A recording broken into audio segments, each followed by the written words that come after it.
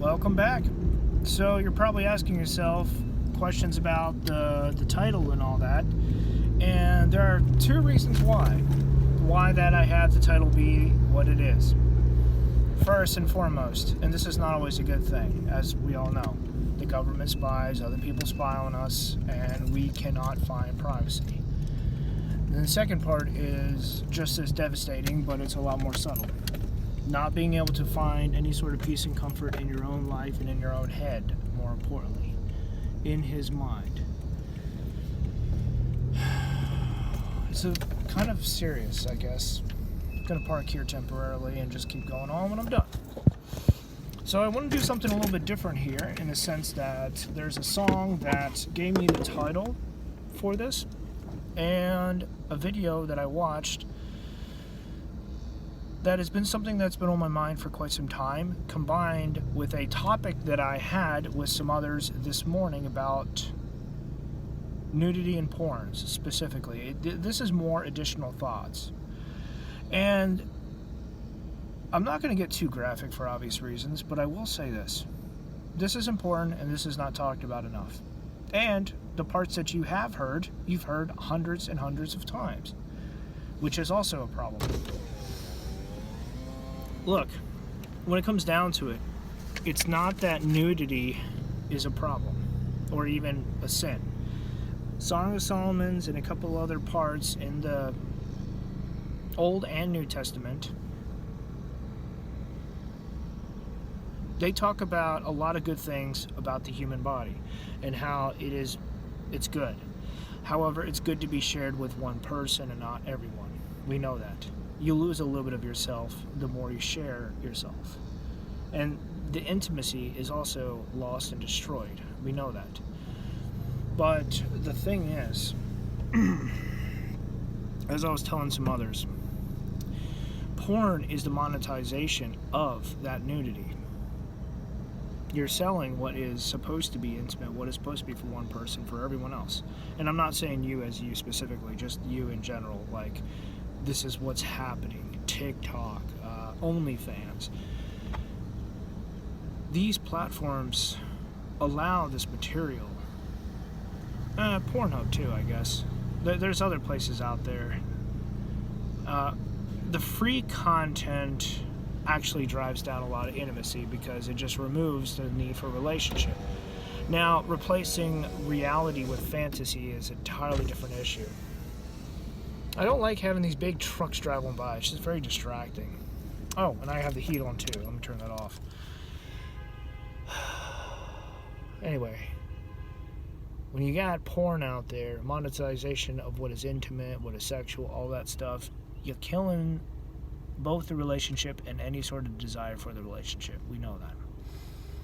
However, what the church usually talks about is that nudity is bad. Nudity is unhealthy and all of that. And yet, you look in scripture and you look in some of the old paintings and sculptures, and there's a lot of nudity. Plain and simple. The thing is, it's not sexualized. There's a lot of things that are sexualized that are designed to make money. They are designed to entice. They are designed to put problems known as strongholds in your life. The strongholds are basically addictions with a spiritual element. And they're always bad.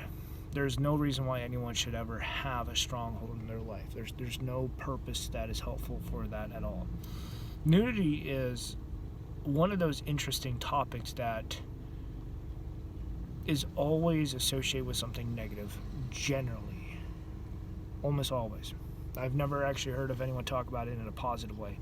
And what hit me, I guess, is when I was talking to other people and I realized, well, this should be talked about.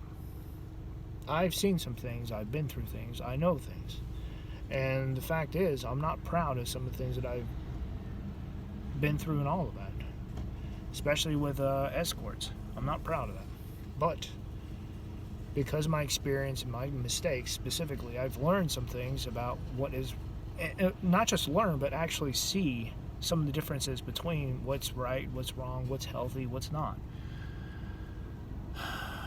And I don't think people in church want to talk about this, because that means they have to admit some of the things that they've done that, well, that ruins the mask that they're trying to have. You know, this thing of perfection, this I'm a decent person, you know, quote unquote, I'm a decent person. I don't think there's any healthy thing as far as with porn, with the exception of a couple things, which is important since no one talks about it. In light of an abusive relationship, in light of the changes that are happening in more for women than for men, simply because you talk to more women out there, you'll find that they have partners and they've been around the block quite a bit. For guys, it's like 60% out there just, they don't have relationships. They probably haven't even had sex in the past year or two. The point I'm getting at, give me a sec. The point I'm getting at is that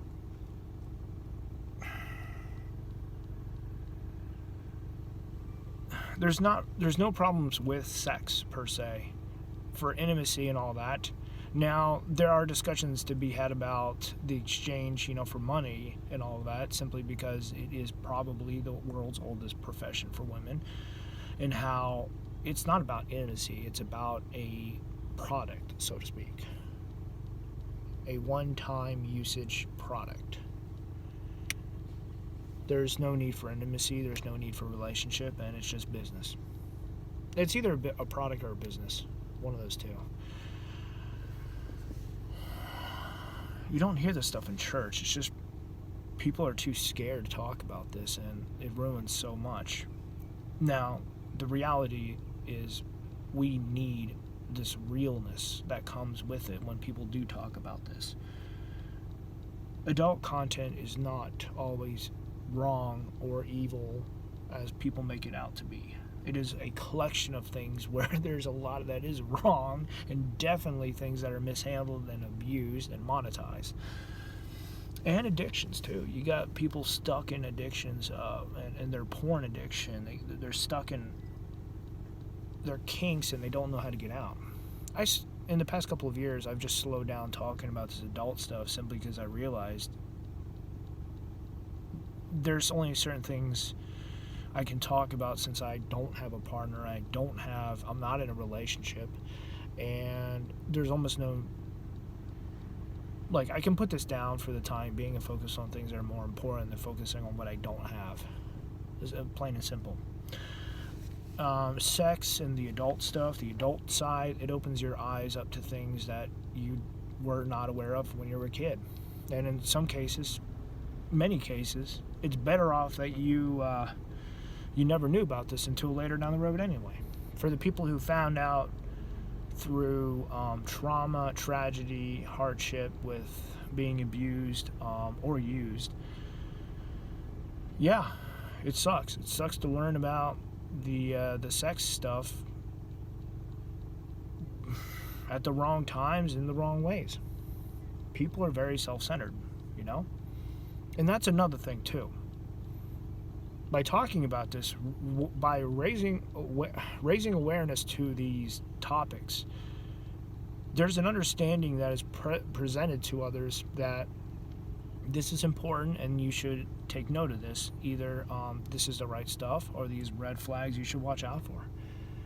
People need to be aware of this stuff because it's not so much dangerous as it is something that will always leave an impact in your life, for better or worse. And if you're not handling, you don't know how to handle it, you're more likely going to handle it wrong, or in ways that will leave with severe consequences and issues and all of that. You know, like sleeping around without condoms and stuff, without any sort of protection. You're going to get something that you won't want.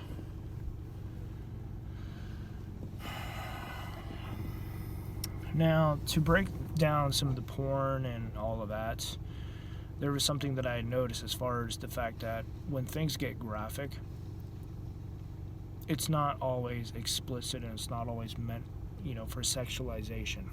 You know, like people, the act is, the picture, the art is of two people in the act, just having sex. But sometimes it's about the grace, it's about the form, it's the artistic side of nudity, which I will defend, but there's really no need to talk about it. It exists. And I want to say it's in my own life in a personal way. I've commissioned quite a bit. Actually, how do I put it? I have paid for a couple of pictures to be made for me for specific, because I was studying something. I don't want to get into the details, it's private, but I will say that I was studying something and I was paying for NSFW material with nudity from different angles, different positions, because I wanted to check something out. Now, some of this does tie in the fact that when it comes down to relationships, this is I am not getting into this topic, but I will say that it tied into this thing that I was looking for with relationships, online relationships specifically. I don't know how to connect the dots well at the moment, but I may talk about that later down in the future, but not right now. All I'm just going to say is that when it comes down to the NSFW, there's sensual, there's risque, there's a lot of different things that talk about going from vanilla, plain, to spicy. And then you've got the stuff that is sexualized, you know? Porn is sexualized content that is there to get people hooked and addicted, and it's, I'm lacking the words here. You've got the stuff that is meant to be very like enticing, very beautiful, very intimate, and then you as you creep further and further down the road of hotter and spicier content, that is when you start slipping into the area where it's sexualized, where it's porn. Like, it's not good. These addictions could last with you for the rest of your life. That is one of the most important things ever, and the fact that it will change your perception of others. It will add problems and issues to your life if it is not taken care of and is not handled appropriately. Just like when you're handling chemicals and hardware with gloves and the right uniform, and just taking the right safety precautions, especially if you're welding. You know, you never go weld without the gloves and the eye gear. And probably some other stuff. I've never welded, but I've seen people weld. And frankly, you just don't go in there blind.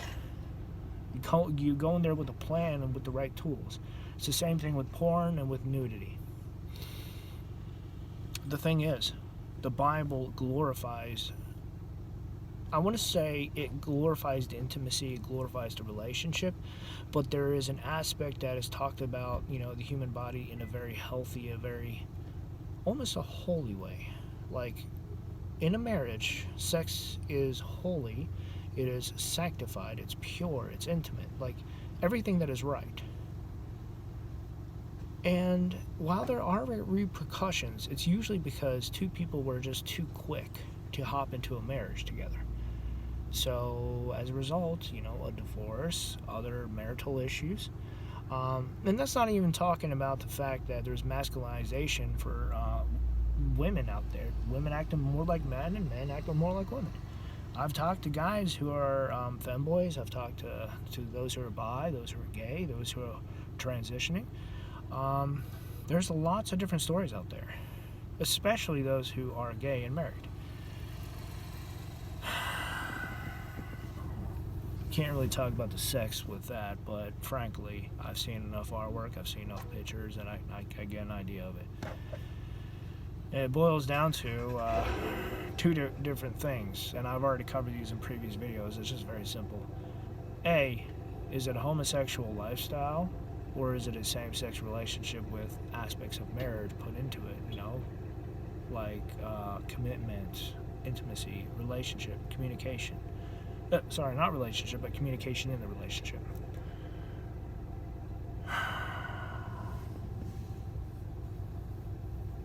That's it. That's it. I meant to try to keep this under 10 minutes, but, you know, under 15 minutes is fine.